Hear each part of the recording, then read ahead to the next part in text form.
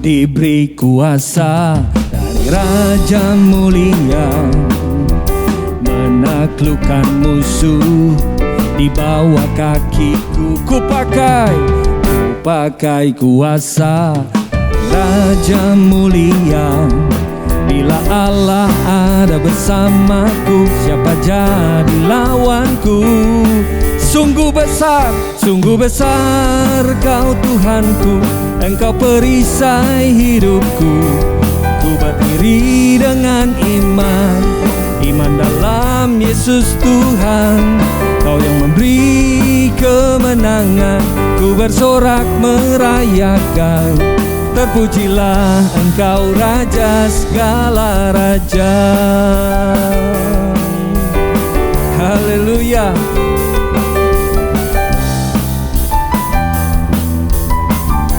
Ku diberi kuasa Raja Mulia, menaklukkan musuh di bawah kaki. Ku pakai kuasa Raja Mulia.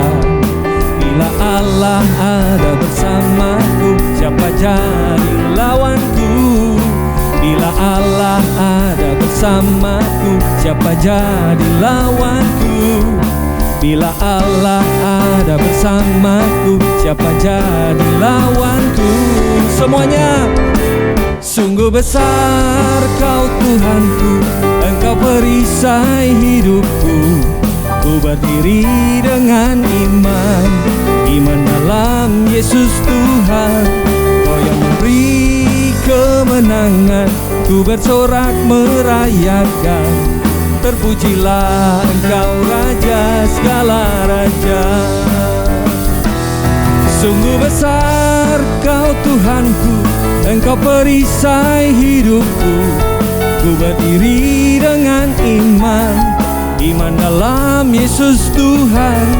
Kau yang memberi kemenangan, ku bersorak merayakan.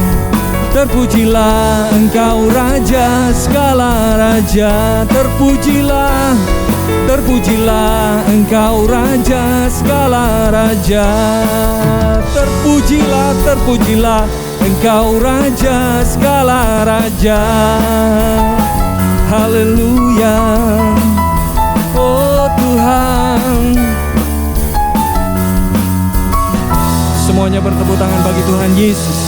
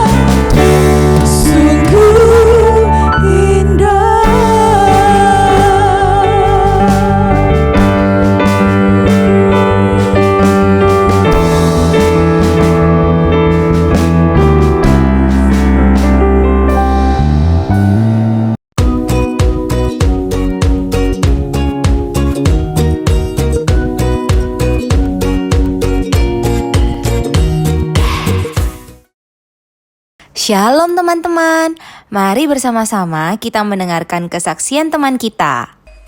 Halo teman-teman, nama saya Daryl, saya dari SM Minden dan SMDAI, dan hari ini saya ingin ceritakan pengalaman saya tentang saat Tuhan menolong saya pada hidup saya.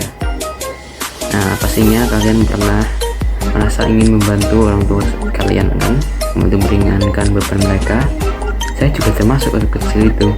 Saya tuh kepingin mendapatkan beasiswa luar negeri, terutama yang di Singapura. Dalam beasiswa itu semuanya itu dibayarkan, biaya hidup, tempat tinggal, biaya makan, biaya sekolah. Biaya sekolah itu termasuk buku dan seragam dan alat tulis.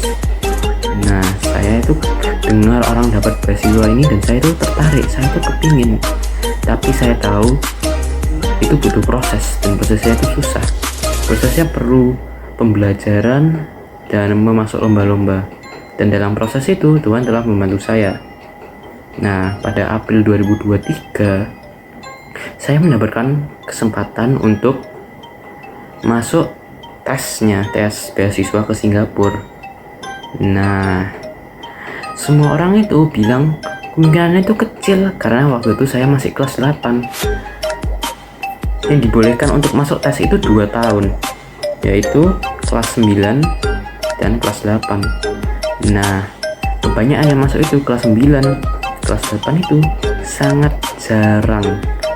Tapi saya percaya bahwa Allah adalah Allah yang hidup, yang akan menjawab doa saya. Saya mengatakan bahwa apapun hasilnya, meskipun itu diterima, tidak diterima, itu pasti yang terbaik dari Tuhan. Nah, setelah menunggu dan menunggu, akhirnya ternyata saya diterima tesnya, lolos dari tesnya, dan masuk ke tahap interview. Nah, ini sih bagian yang saya paling takut ya, karena saya itu mungkin tidak terlalu mahir ya dalam bahasa Inggris, dan saya kadang-kadang gugup jika ditanyakan pertanyaan-pertanyaan. Nah, tapi puji Tuhan, Tuhan telah membantu saya dan saya bisa menjawab pertanyaannya dengan lancar dan dengan baik, meskipun itu dalam bahasa yang saya tidak mahir. Nah, pada akhirnya puji Tuhan diterima beasiswanya dan saya mendapatkan beasiswanya, yang berarti saya bisa sekolah ke Singapura. Dari ini saya belajar bahwa doa orang yang benar-benar berharap kepada Tuhan akan didengarkannya, dan orang-orang yang percaya kepadanya akan mempunyai masa depan yang cerah. Sekian dari saya, Tuhan Yesus memberkati.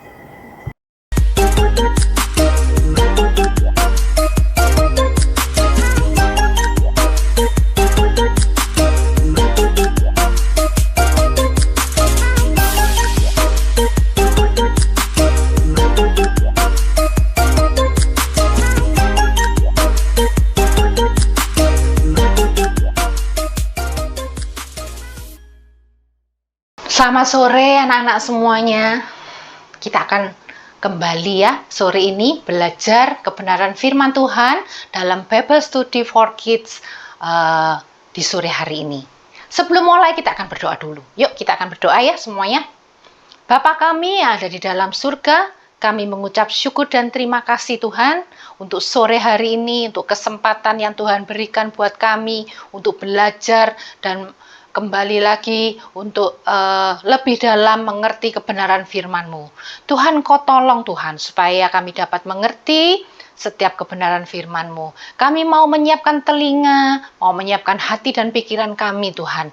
Dan kami mau lebih lagi melakukan firman-Mu, sehingga kami dapat menjadi anak-anak yang dapat menyenangkan hati Tuhan.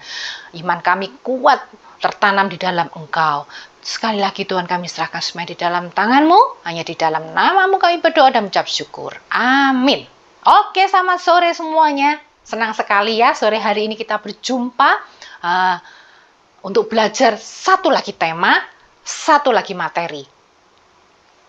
Tante sangat bersuka cita karena kalian mau memberikan waktu untuk belajar firman Tuhan. Mau memberikan tenaga, kemudian memberikan yang terbaik untuk belajar firman Tuhan. Setiap hari Kamis selalu diadakan Bible Study for Kids. Sebab itu kalian tambahi lagi, ya, tambahi lagi porsinya untuk belajar firman Tuhan. Oke, sore hari ini tidak Tante perpanjang ya. Sore hari ini langsung saja kita akan lihat judulnya. Judulnya adalah Broken Spirit. Kalian tentu tahu apa artinya dalam bahasa Indonesia broken spirit? Ya, broken spirit artinya adalah patah semangat. Ya, semangat yang patah. Ayatnya kita kali ini belajar dengan 2 ayat ya. Ayat yang pertama kita akan lihat di dalam Amsal pasal yang ke-15 ayat yang ke-13. Demikian bunyinya ya. Kita akan baca. Hati yang gembira membuat muka berseri-seri, tetapi kepedihan hati mematahkan semangat. Sekali lagi, akan saya bacakan. Hati yang gembira membuat muka berseri-seri, tetapi kepedihan hati mematahkan semangat. Ini ada sambungannya loh ayatnya. Kita akan lihat sambungannya. Ini berkaitan sekali dengan ayat ini. Yaitu di dalam Amsal pasal 17 ayat yang ke-22.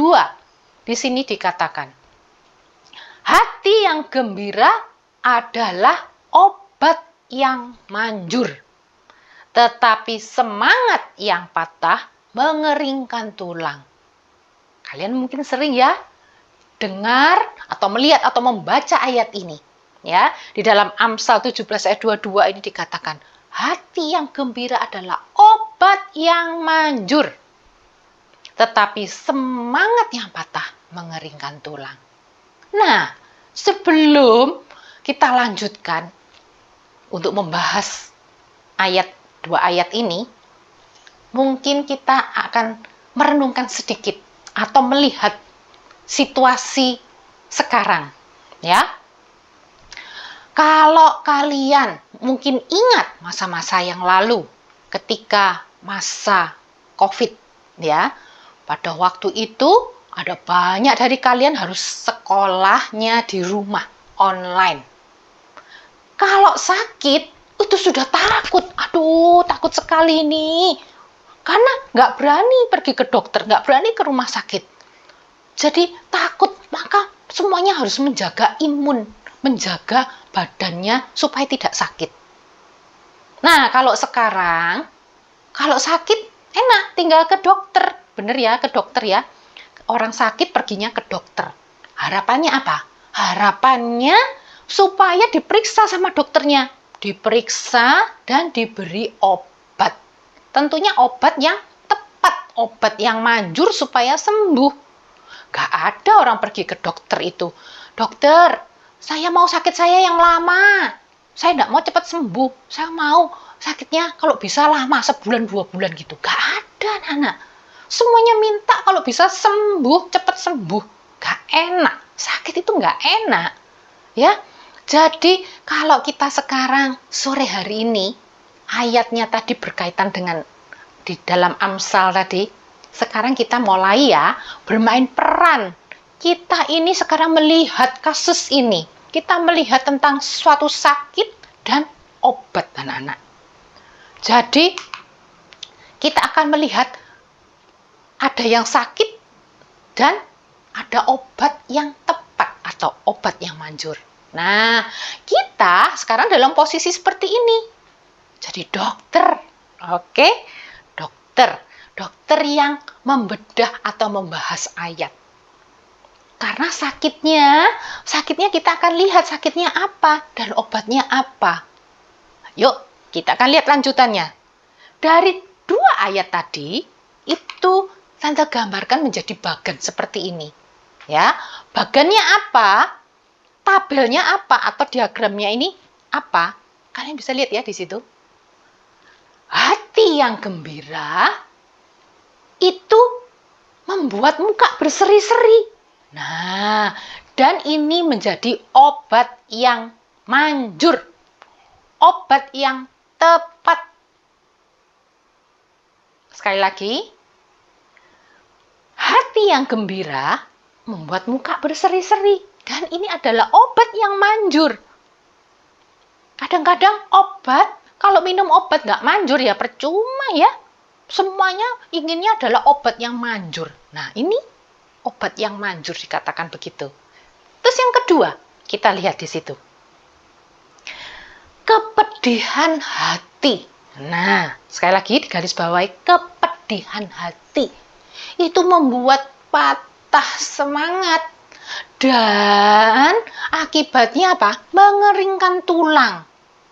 Berarti sekarang kita lihat sakitnya apa di sini? Benar. Sakitnya adalah patah semangat. Patah semangat. Sehingga akibatnya parahnya adalah mengeringkan tulang. Sudah ketemu sekarang sakitnya. Obatnya apa? Sudah tahu obatnya? Tuh ada gambarnya. Apa obatnya? Hati yang gembira. Nah, anak-anak, sebelum kita lanjutkan, seperti tadi, kita akan mencoba sebagai seorang dokter. Oke? Oke. Kita akan lihat sekarang. Kalau misalnya sakitnya itu, ada orang datang, mesti tanyain kan sama dokternya. Oh, kamu sakit ya? Oke. Apa ya gejalanya? Apa ya tanda-tandanya? Nah, anak-anak, kalau sakitnya itu patah semangat, kita bisa lihat loh tanda-tandanya. Kita bisa lihat gejalanya. Kita, kalau misalnya kalian sakit, pasti ada. Misalnya sakit itu kelihatan tanda atau gejalanya. Aduh, sakit kepala, dokter. Kemudian saya menggigil karena demam. Batuk-batuk terus. Atau mungkin, aduh, ini sakit di belakang sini. Banyak keluhannya. Gejala-gejalanya atau keluhannya itu disampaikan. Sehingga dokternya bisa tahu, oh iya, itu ya gejalanya ya. Dia ngerti dokter ini. Nah, kita tahu sekarang. Kalau patah semangat, kira-kira gejalanya apa? Kita lihat ya. Gejala yang pertama atau tanda-tanda yang pertama, anak-anak, untuk orang yang patah semangat. Mukanya lesu. Mukanya masam. Tidak ada sukacita. Tidak ada gembira. Orang bilang, mungkin kalian pernah dengar, jutek. Wajahnya jutek tuh. Wajahnya itu loh selalu judes. Gak pernah senyum. Mukanya itu masam. Lesu. Kalau lesu itu seperti orang yang lemes begini. Tidak bisa tegap, tapi lesu, cenderung begitu. Orang yang patah semangat, itu bisa kita kenali tanda-tandanya. Yang pertama dari mukanya, anak-anak. Mukanya bisa kelihatan, tidak ada sukacita. Mukanya bahkan kelihatan di situ dikatakan muram, masam, muka masam. Seperti ini. Kelihatan kan dari wajahnya, dari raut wajahnya sudah kelihatan tanda-tandanya. Tanda yang pertama dilihat dari wajahnya. Sekarang tanda yang kedua atau gejala yang kedua. Gejala yang kedua dari orang atau anak yang patah semangat. Apa ini? Tidak mau berusaha. Anak-anak sekalian, kalau orang tidak mau melakukan suatu usaha, tidak mau melakukan suatu aktivitas, kira-kira ada hasilnya enggak? Mendapat hasil enggak? Enggak ya? Ini contoh nih. Misalnya sudah tahu besok ini ulangan matematika misalnya. Atau ada tugas menggambar misalnya. Atau tugas misalnya harus interview, misalnya begitu. Sudah ngerti begitu, hari ini tidak mau melakukan apa-apa, tidak mau berusaha. Baru lihat tulisannya sudah, gak bisa, pasti remedi. Ini sudah pasti nggak bisa selesai, tugasnya nggak selesai ini, gambarnya nggak selesai, ditunda aja, ngumpulkannya terlambat aja. Nah, kalau orang atau anak tidak mau berusaha, kira-kira ada hasilnya enggak? Nggak ada hasilnya. Dan ini, orang seperti ini, itu adalah gejala paling parah di dalam patah semangat. Semangat yang patah itu, ini orang bilang, orang seperti ini adalah orang yang pasif, tidak mau melakukan sesuatu, tidak mau berusaha, nggak akan mendapat apa-apa, anak-anak. Ya, ini tidak mau berusaha. Gejalanya banyak kita temui, tapi orang nggak ngerti kalau ini akibatnya bisa fatal. Akibatnya bisa parah, ya. Akibatnya bisa ke depannya tidak baik. Kadang-kadang tidak sadar. Karena anggapnya, nggak apa-apa.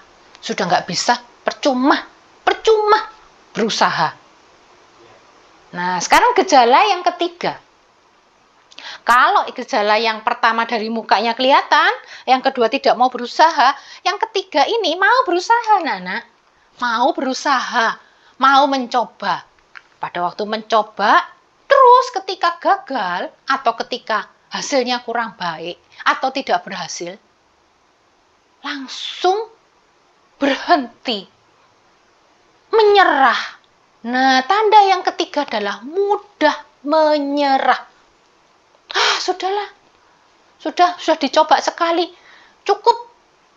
Kalau aku tidak mencoba, kalau aku tidak berusaha, nanti papaku itu marah, mamaku itu pasti nanti akan ngomel. Jadi sudah tak coba, tapi sekali sudah cukup. Nah, komentar seperti itu, kata-kata seperti itu banyak loh ditemukan. Sudah mencoba sekali gagal, berhenti. Ini mudah menyerah. Ini gejala yang ketiga, tanda-tanda yang ketiga dari orang yang patah semangat. Tante harap tidak ada di sini yang mengalami ini, mudah menyerah. Karena apa? Kenapa Tante berkata begitu? Karena banyak sekali generasi sekarang ini, itu dikatakan, orang-orang berkata bahwa ini adalah generasi stroberi. Mudah menyerah, lunak sekali. Mudah rapuh. Kalau stroberi itu nggak mungkin anak-anak pegangnya itu keras-keras.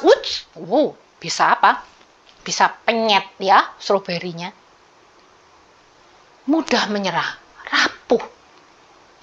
Ini menjadi tanda atau gejala dari sakit patah semangat. Kemudian ada lagi gejala yang keempat, putus asa atau rapuh tadi itu ya. Atau nanti akibatnya jadi apa? Kalau putus asa, depresi atau stres. Mungkin kalian sering dengar temanmu atau orang lain berkata, aduh aku stres gitu ya. Aduh pusing, aduh nggak tahu deh. Nah seperti itu. Bisa juga nangis, aduh nggak ngerti, sudah aku nggak mau. Nah, ini lanjutan dari mudah menyerah atau tadi tidak mau mencoba. Ini lanjutannya, Nana. Lanjutannya adalah putus asa dan depresi. Kalau ini gejalanya tahu, ini menunjukkan bahwa orang-orang ini adalah orang yang sakit semangatnya, yaitu patah semangat. Kalau patah tulang bisa disambung, bisa dioperasi disambung. Bagaimana dengan patah semangat, anak-anak? Kalau patah semangat, seperti tadi dikatakan, kalau kita jadi dokter, kita lihat ayat ini, kita akan tahu ya obatnya. Tahu kan obatnya? Iya, kita nanti akan bahas obatnya. Tapi kita akan lihat dulu, kalau sakit ini, patah semangat ini, terus-terusan, dibiarkan terus, apa yang terjadi? Bahaya, yaitu ayat Amsal 17 ayat 22 katakan apa tadi? bahayanya mengeringkan tulang. Wow, mengeringkan tulang. Apakah itu artinya tulangnya jadi kering semua? Nah, ini Tante kasih contoh. Mengeringkan tulang. Bahaya ini salah satunya itu adalah benar-benar sakit anak-anak. Bisa sakit kepala, bisa sakit perut beneran, bisa sesak nafas, bisa batuk-batuk terus, bisa jadi sakit beneran. Orang yang depresi, orang yang stres, orang yang putus asa, itu berlanjut bisa jadi sakit beneran anak-anak. Sakit yang serius bahkan. Sakit-sakit yang parah, sakit-sakit yang serius itu sering kali dokter berkata, ayo, ini karena pikiranmu, karena kamu ini terlalu, pikiranmu terlalu banyak, stres, depresi. Nah, jadi bahaya dari patah semangat kalau dibiarkan tidak diperbaiki, maka jadi sakit fisik betulan. Tentunya semuanya nggak mau sakit ya. Semuanya mau jadi orang yang sehat, menjadi anak yang sehat ya. Nggak ada yang mau sakit. Bisa juga mengeringkan tulang ini contohnya adalah jatuh dalam dosa. Jadi kalau patah semangat ini dibiarkan ya, tidak diperbaiki, tidak diobati, maka bisa jatuh dalam dosa. Bisa mengakibatkan hilang keselamatannya. Loh kok bisa Tante? Oh, padahal cuma patah semangat loh. Sepertinya biasa aja, tidak membahayakan. Hati-hati, bisa terjadi ini. Nanti kita akan pelajari lebih lanjut ya. Jadi, akibatnya bisa parah anak-anak. Secara rohani, itu bisa rusak, bisa jatuh dalam dosa. Juga salah satunya adalah masa depan yang tidak baik, masa depan yang suram. Itu gambarnya apa? Buminya sedih, itu artinya adalah masa depannya dia. Future, ke depannya itu jelek, tidak baik. Karena apa? Karena selama hari-hari ini dijalani dengan tidak bersemangat. Hari-hari, setiap harinya, setiap minggu, setiap bulan ini dijalani dengan lesu, lemah, tidak mau berusaha, mudah menyerah. Maka dia tidak akan menemukan masa depan yang bagus. Dia tidak akan mendapatkan masa depan yang indah. Tetapi masa depan yang suram. Gak ada yang mau kan di sini? Tante yakin semuanya pengen punya masa depan yang bagus. Pengen pekerjaan yang baik. Pengen nilai yang bagus. Pengen dapat menghasilkan sesuatu yang positif, yang baik. Semuanya inginnya seperti itu. Nah, jadi karena bahayanya seperti ini, maka sore ini kita akan melihat lebih lanjut tentang ayat ini. Berarti ayat ini penting loh anak-anak. Ayat ini penting sekali. Karena banyak orang tidak sadar, terutama orang-orang muda, kalau ini akibatnya bisa bahaya, bisa parah. Sebab itu kita lihat yuk sekarang ya, kelanjutannya. Penyebabnya. Apa sih penyebabnya orang yang kok bisa patah semangat? Kalau patah tulang, biasanya karena jatuh, karena kebentur, bisa patah tulang. Ini patah semangat, apa penyebabnya? Ayat dalam Amsal 17, ayat 22, kemudian sebelumnya tadi, Amsal 15, ayat 13, dikatakan di situ apa? Dikatakan di situ, kepedihan hati itu penyebabnya. Ya, kepedihan hati. Hati yang pedih sekali. Pedih itu apa sih? Kalian pernah ketika jatuh, ada luka terbuka, terus kena air anak-anak. Langsung biasanya, aduh pedihnya, aduh pedih. Gitu ya, misalnya tangannya luka. Kemudian tangannya luka ini kena air atau kesenggol sesuatu, aduh pedihnya. Pedih itu sakit. Jadi ini adalah kepedihan hati anak-anak.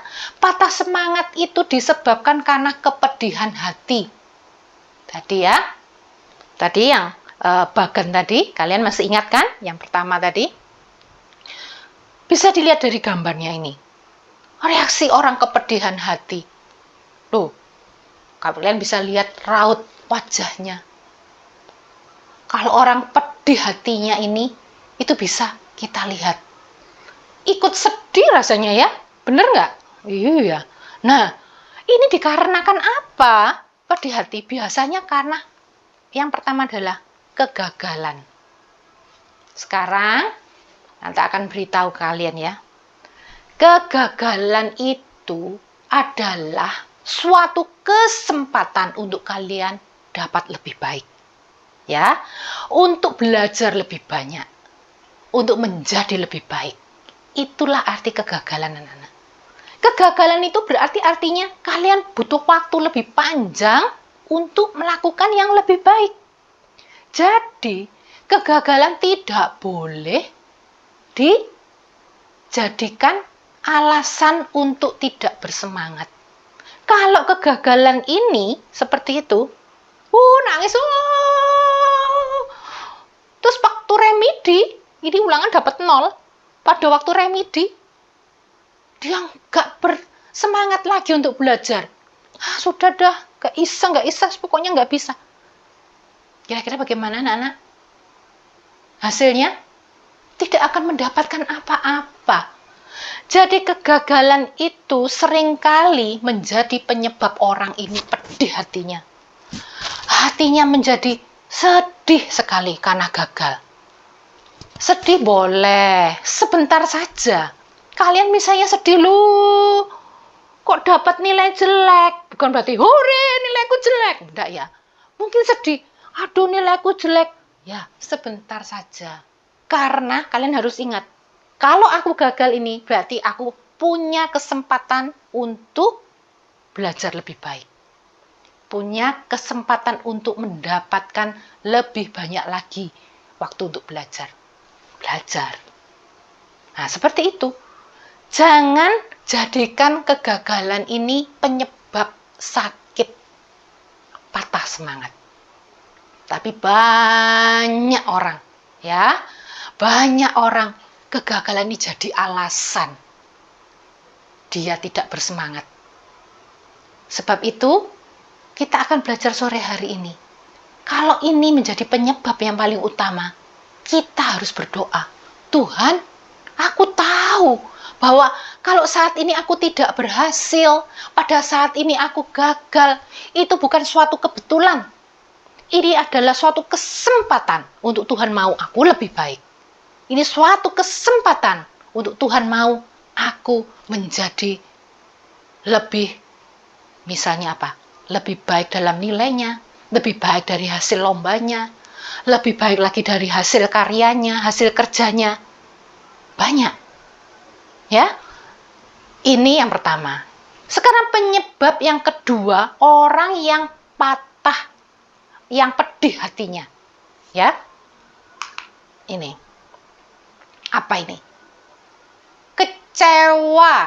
Kecewa akan keadaan. Gak tahu keadaan apa, biasanya seringkali. Keadaan keluargamu, keadaan sekolahmu, keadaan nilaimu. Banyak sekali. Seringkali orang kecewa atau tidak puas, ini Alkitab berkata apa? Berarti tandanya tidak bersyukur. Ada beberapa anak, selalu mengatakan dia kecewa terhadap orang tuanya. Dia kecewa terhadap papa mamanya. Dia kecewa terhadap gurunya. Orang lain itu jadi alasan. Jadi padahal sudah tahu loh ya, kalau nggak belajar itu nilainya jelek. Sudah tahu. Tapi yang disalahkan yang lainnya. Yang disalahkan adiknya. Iya ini adikku soalnya ganggu terus. Nah padahal dia yang nggak belajar. Atau misalnya nggak berhasil. Yang disalahkan orang tuanya. Orang tuaku itu loh. Sebabnya nggak punya banyak uang. Banyak alasan-alasan yang jadikan kecewa. Yang menjadikan alasan dia untuk kecewa. Hati-hati loh. Ini adalah kepedihan hati atau luka hati yang sangat bahaya. Karena apa? Ini menunjukkan bahwa dia tidak bersyukur. Tidak bersyukur atas apa yang Tuhan beri. Ini biasanya ya penyebabnya. Kegagalan, kecewa, atau tidak puas. Kemudian, kalau ini tandanya kalian lihat hasilnya tidak baik. Hasilnya tidak baik, dia kecewa sekali. Padahal, kalau hasilnya nggak baik tadi dikatakan apa? Berarti ada kesempatan untuk melakukan yang lebih baik. Punya kesempatan atau waktu yang panjang untuk melakukan yang lebih baik. Ya. Jadi jangan kecewa, ucapkan syukur dengan apapun keadaanmu. Kemudian yang ketiga, akan pedih hati atau menjadikan hati ini luka, pedih sekali.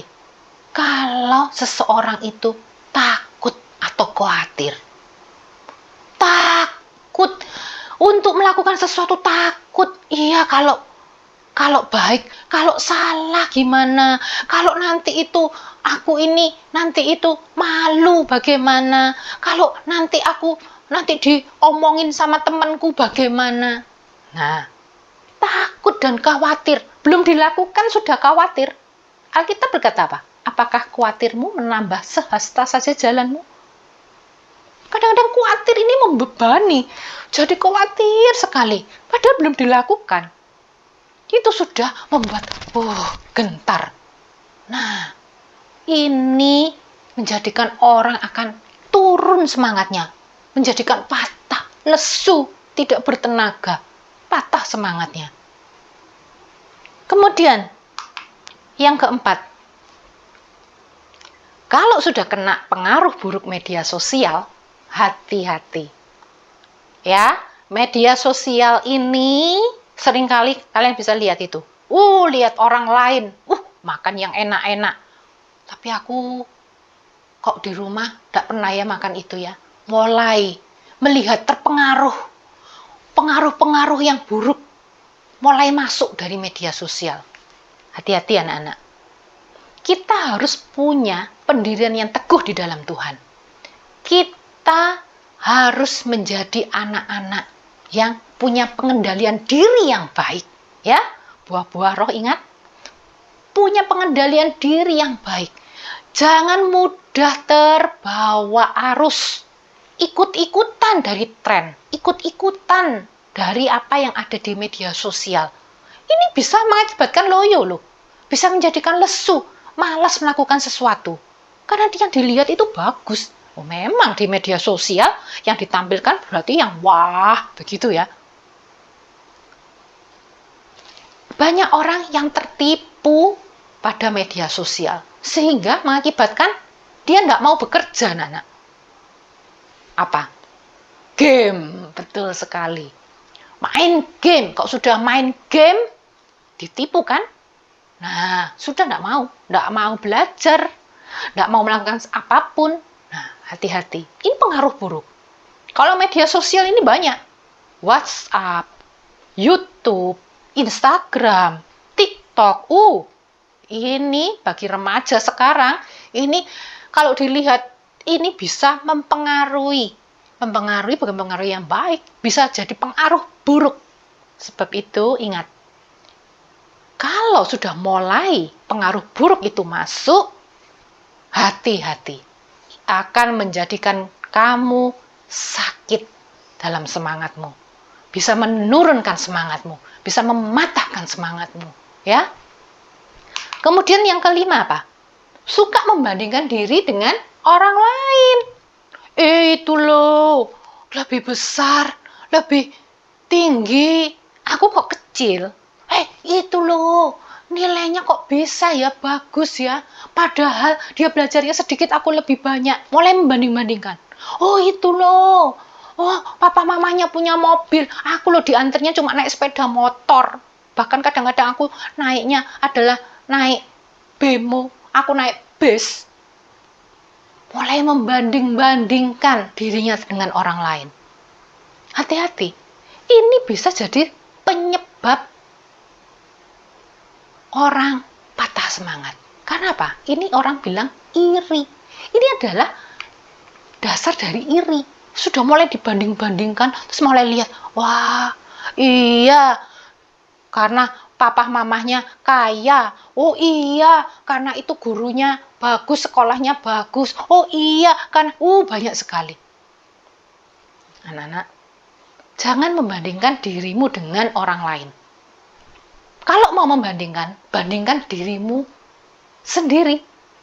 Yang lalu aku seperti ini, sekarang aku harus lebih baik. Yang lalu aku ini dapat nilai 4, sekarang harus dapat nilai 8. Yang lalu aku masih kalah dalam lomba menggambar, sekarang aku berusaha lebih baik gambarnya. Nah, kalau membandingkan, bandingkan dengan dirimu sendiri, jangan dengan orang lain. Ya, supaya apa? Supaya kalian bersemangat, kalian mengejar hal-hal yang baik. Tidak tambah loyo, tidak tambah lesu. Nah, kemudian yang keenam, akan pedih, biasanya orang yang pedih hatinya, pedih, susah hatinya, luka batinnya. Kalau ini anak-anak, apa ini? Sensitif terhadap perkataan orang lain, perbuatan orang lain. Baru temennya baru gini-gini aja, sudah merasa, aku itu yang diomongin tuh, aku itu, dia pasti ngomongin aku. Sensitif. Ada orang bilang, itu pemalu, aduh, aku kok pemalu, itu aku itu. Ada orang baru bilang, kamu kok grogi. Nah, dia menghina aku. Nah, sensitif terhadap perkataan atau tindakan orang lain. Ini bisa menyebabkan pedih hati. Dan itu bisa membuat broken spirit, patah semangat. Anak-anak, dari 6 penyebab ini, Tante harap kita bukan cuma membahas saja, bicara saja. Enggak. Tapi kalian harus tahu, kalau ini penyebabnya, berarti harus disingkirkan penyebabnya. Kalau orang sakit, anak-anak, misalnya tahu, ini dia sesak nafas karena bulu kucing. Ya berarti jangan pelihara kucing supaya dia tidak sesak nafas. Penyebabnya itu yang harus dibetulkan. Jadi kalau sudah tahu penyebabnya ini, anak-anak berdoa. Kalian berdoa, Tuhan, aku mau membuang penyebab ini. Aku tidak mau mudah iri. Aku tidak mau sombong. Aku tidak mau seperti kita bahas tadi. Tidak mau malas. Tidak mau Tuhan kegagalan itu jadikan hal yang menakutkan. Nah, seperti itu. Harus belajar begitu anak-anak. Nah, sekarang obatnya. Obatnya adalah hati yang gembira. Obat yang manjur. Obat yang manjur. Semuanya pingin obat yang manjur. Nggak ada mau obat yang tidak manjur. Ya, nggak ada yang mau obat yang diminum banyak nggak sembuh-sembuh. Ya, nggak mau. Semuanya mau obat yang manjur. Patah semangat, obatnya satu, yaitu hati yang gembira. Ya, hati yang gembira. Jadi kesimpulannya, semua itu berasal dari hati, anak-anak. Kalau hatinya pedih, nah seperti itu, bisa mengakibatkan patah semangat. Tapi kalau hatinya gembira, itu mukanya berseri-seri, dan itu menjadi obat dari segala sesuatu. Obat dari orang yang semangatnya loyo. Orang yang patah semangat, yang broken spirit, itu akan disembuhkan dengan hati yang gembira. Ya. Ayatnya kita baca ya, di dalam Yesaya 40 ayat ke-29. Dia, ini Tuhan, memberi kekuatan kepada yang lelah dan menambah semangat kepada yang tiada berdaya. Tuhan itu sanggup, anak-anak, memberikan, dikatakan di sini, memberikan kekuatan bagi kita. Tuhan itu sanggup memberikan semangat kepada kita yang sudah loyo, yang sudah lemah, yang mungkin dalam keadaan ketika gagal, mulai sedih. Tuhan memberikan kekuatan, ayo bangkit. Tuhan sanggup memberikan kekuatan itu. Kalau dikatakan di gambar sini, semangat, gitu ya, ayo semangat. Tuhan memberikan kekuatan itu, kemampuan itu, untuk kalian bisa bangkit, untuk kalian bisa keluar dari kelelahan, keluar dari kelesuan, keluar dari depresi atau stres, ya. Dan kita akan bersemangat. Ini ayatnya, Yesaya 40 ayat yang ke-29, ayat yang bagus sekali. Semangat, cayu, itu yang Tuhan mau terhadap kita. Mau terhadap anak-anak semuanya, mulai dari yang kecil sampai besar, bahkan sampai yang tua, yang dewasa pun harus semangat, ya. Semangat dalam melayani, semangat dalam belajar, semangat dalam bekerja, semangat. Oke? Nah, sekarang kalau tadi obatnya sudah ada, anak-anak, yaitu hati yang gembira, dan itu kelihatan dari muka yang berseri-seri, yang bercahaya, yang gembira. Ada tindakan yang harus dilakukan, ya. Kalau biasanya sakit, dokternya bilang istirahat yang cukup, minum obat tapi harus istirahat, gitu ya. Kalau minum obat nggak istirahat ya percuma. Minum obat banyak istirahat ya, atau minum obat misalnya alergi, jangan makan yang menyebabkan alergi, kayak gitu. Harus ada tindakan-tindakan yang harus dilakukan. Nah, bagi anak atau orang yang patah semangatnya, sudah dapat obatnya, harus juga ada tindakannya. Tindakannya apa? Yang pertama adalah bersukacitalah di dalam Tuhan. Karena apa? Karena Tuhan itu mengasihimu, anak-anak. Karena Tuhan itu mengasihi kita. Maka kita ini nggak ada alasan untuk susah. Kita harus bersukacita, harus bergembira, harus bersemangat, ya. Tuhan mengasihi kita. Bahkan Tuhan rela menyerahkan nyawanya buat kita, mati buat kita. Itu tandanya kasih terhadap kita, cinta terhadap kita. Ya, kalau Tuhan mengasihi kita, maka bersukacitalah karena kasih Tuhan ini. Ya, ayatnya di dalam Filipi 4 ayat yang keempat dikatakan, bersukacitalah senantiasa. Senantiasa ya. Berarti senantiasa itu enggak potong-potong sewaktu-waktu, enggak. Senantiasa di dalam Tuhan. Sekali lagi kukatakan, bersukacitalah. Jadi bersukacitanya itu sepanjang, senantiasa itu sepanjang umur hidup kita, anak-anak.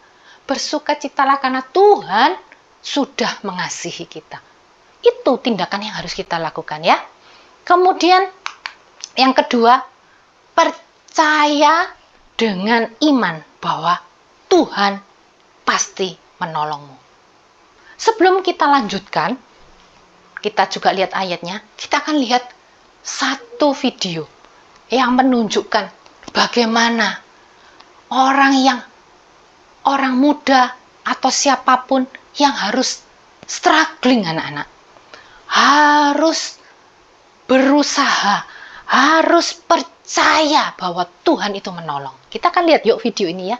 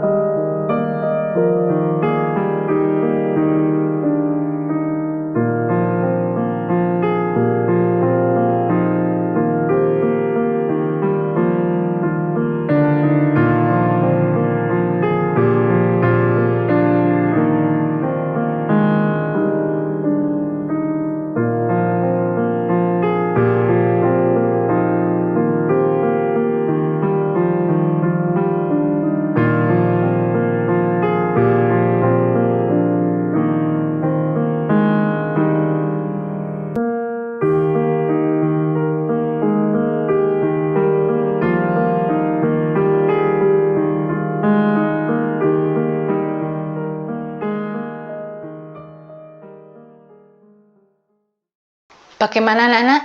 Kalian sudah lihat ayat video tadi? Kita akan lihat ayatnya ya. Yang kedua tadi berarti apa? Tuhan akan menolongmu. Dengan iman percaya itu. Ini ayatnya akan tentu bacakan di dalam Ulangan 31 ayat yang ke-8. Sebab Tuhan, Dia sendiri akan berjalan di depanmu. Dia sendiri akan menyertai engkau. Dia tidak akan membiarkan engkau dan tidak akan meninggalkan engkau. Janganlah takut dan janganlah patah hati. Janganlah patah semangat. Ya, anak-anak. Jadi tindakan ini kalian harus percaya dengan iman kalau Tuhan itu akan menolongmu. Mungkin saat ini gagal, mungkin saat ini tidak bisa. Mungkin saat ini masih belum mampu. Tapi harus percaya bahwa Tuhan menolongmu. Ayat ini mengatakan, Dia Tuhan berjalan di depan kita. Dia juga menyertai kita. Dia juga tidak akan membiarkan kita. Dia tidak akan meninggalkan kita. Ya, jadi jangan takut dan jangan patah hati. Ayat yang bagus sekali ya anak-anak ya. Kita harus ingat ini ya. Kemudian yang ketiga. Yang ketiga apa? Gerakkan imanmu. Melangkah dengan iman. Itu artinya apa? Artinya percaya bahwa janji Tuhan itu ya dan amin. Kalau kita percaya janji Tuhan ya dan amin, maka tidak usah ragu-ragu untuk bertindak anak-anak. Jadi kalau misalnya kalian belajar, sudah belajar, masih tidak ngerti-ngerti, materinya itu tidak masuk di sini, dan ulangan jelek, harus remedi. Ketika remedi, sudah berusaha, mencoba lagi, soalnya dibuat latihan lagi, diulang-ulang. Kok masih tidak ngerti-ngerti? Ingat anak-anak, tetap Tuhan minta kalian melakukan tindakan iman. Jika kalian sudah melakukan bagianmu, yaitu berusaha melakukan yang terbaik dengan latihan dan belajar, maka Tuhan juga akan mengerjakan bagiannya. Tuhan punya janji pada setiap orang itu ya dan amin. Ya, nggak boleh ragu akan janjinya Tuhan. Jika kamu sudah melakukan bagianmu, maka Tuhan akan melakukan bagiannya. Kita akan serahkan pada Tuhan. Pokoknya kalian bertindak saja, melangkah dengan iman. Ya, kemudian juga percaya. Nah, kita lihat ayatnya. Ayatnya ada di mana sih? Ayatnya ada di dalam 2 Tawarikh 15 ayat yang ke-7. Tetapi kamu ini, kuatkanlah hatimu, jangan lemah semangatmu. Karena ada upah bagi usahamu. Tuhan tuh memberi upah terhadap usahamu. Ini Alkitab loh yang bilang anak-anak. Ya, Tuhan loh yang janji ini. Jadi dikatakan di sini, kamu kuatkan hatimu. Jangan lemah semangatmu. Jangan loyo. Ya, jangan patah semangatmu. Tetap berjuang. Karena apa? Karena ada upah bagi usahamu. Usaha yang sudah kamu lakukan, Tuhan akan memberikan upahnya. Tuhan akan melakukan bagiannya. Ini adalah janji yang luar biasa indah, anak-anak. Janji yang kalau Tuhan bilang ya, kita harus percaya dan kita melakukannya. Nah, sebelum kita lanjutkan, ada satu video yang bagus sekali. Kalian akan lihat satu contoh di dalam ada hasil dalam setiap usaha, ada upah dalam setiap usaha. Kita lihat ya bersama-sama. Yuk.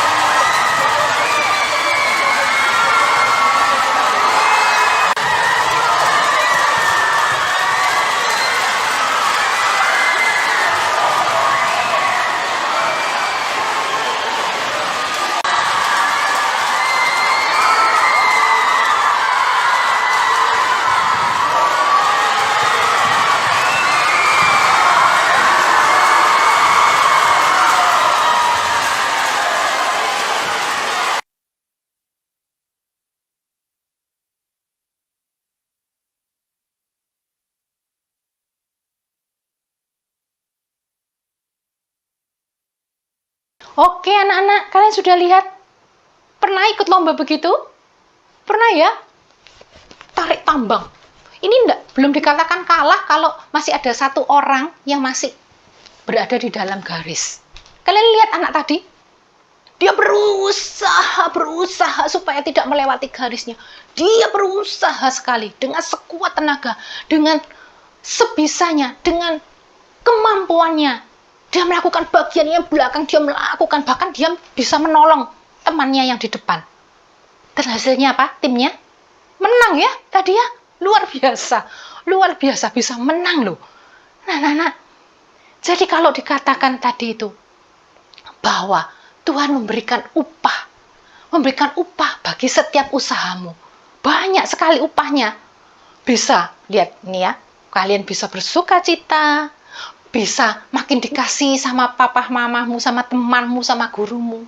Orang yang punya bersemangat tinggi, itu akan menyenangkan buat orang lain. Orang lain akan lihat, itu akan senang anak-anak. Ya, kemudian apa lagi?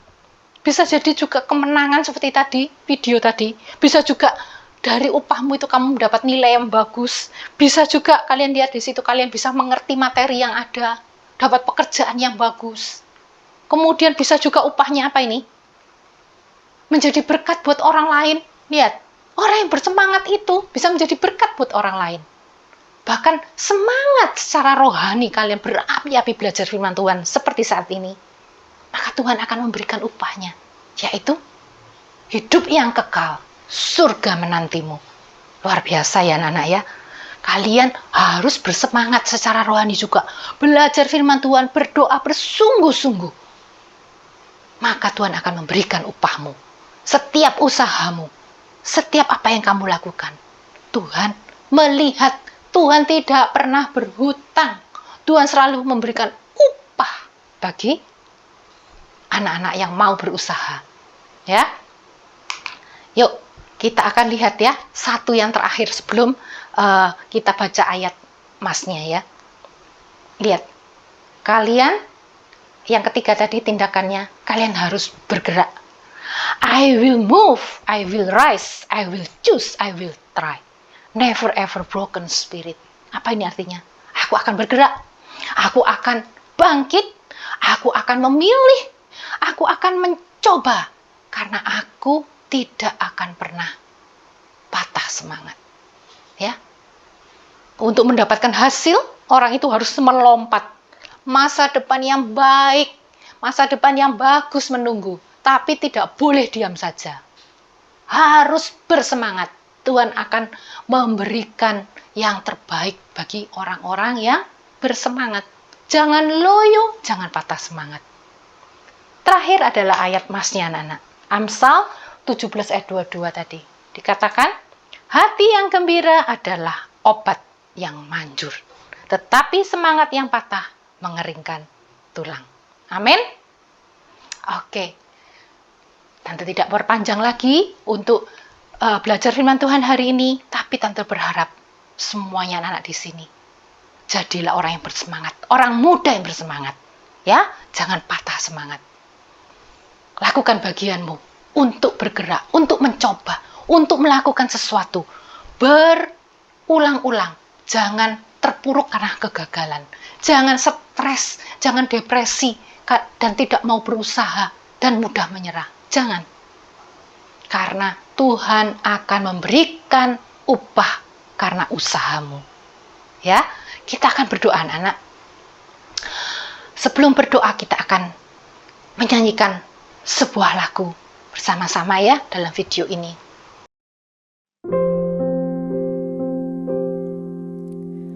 Dalam segala perkara Tuhan punya rencana yang lebih besar dari semua yang terfikirkan.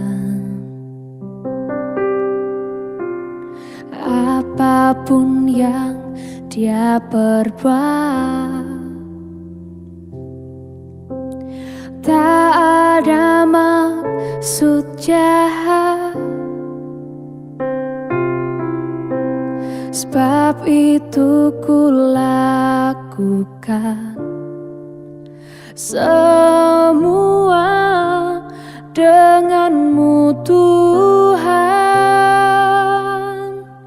Ku tak akan menyerah pada apapun juga, sebelum ku coba semua yang ku bisa, tetapi ku berserah kepada kehendak-Mu.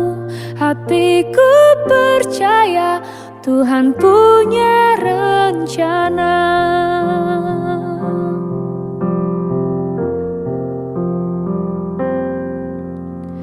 Apapun yang Dia perbuat, tak ada maksud jahat. Sebab itu ku lakukan semua denganmu Tuhan. Ku tak akan menyerah pada apapun juga, sebelum ku coba semua yang ku bisa, tetapi ku berserah kepada kehendak-Mu. Hatiku percaya Tuhan punya rencana. Ku tak akan menyerah pada apapun juga, sebelum ku coba semua yang ku bisa, tetapi ku berserah kepada kehendak-Mu. Hatiku percaya Tuhan punya rencana. Hatiku percaya Tuhan punya rencana.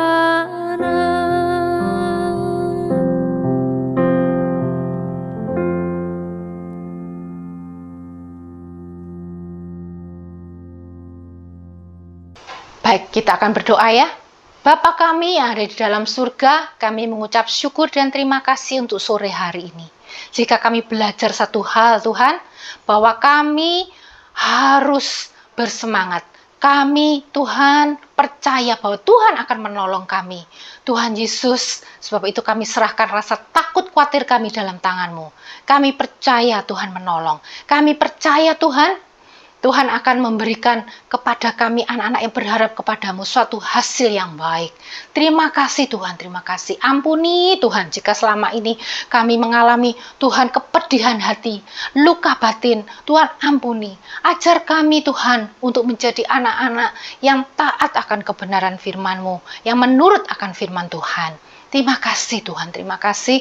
Memberkati orang tua kami di dalam pekerjaannya, memberkati juga di dalam pendidikan kami Tuhan. Kami serahkan semua di dalam tangan-Mu. Kami percaya Tuhan memberikan masa depan yang indah bagi orang-orang yang berharap dan percaya kepada Engkau. Terima kasih Tuhan Yesus, terima kasih untuk semuanya. Hanya di dalam nama-Mu kami berdoa dan mengucap syukur, yaitu di dalam nama Tuhan Yesus. Amin. Oke, selamat bertemu minggu depan. Kita akan belajar lagi minggu depan. Bye-bye.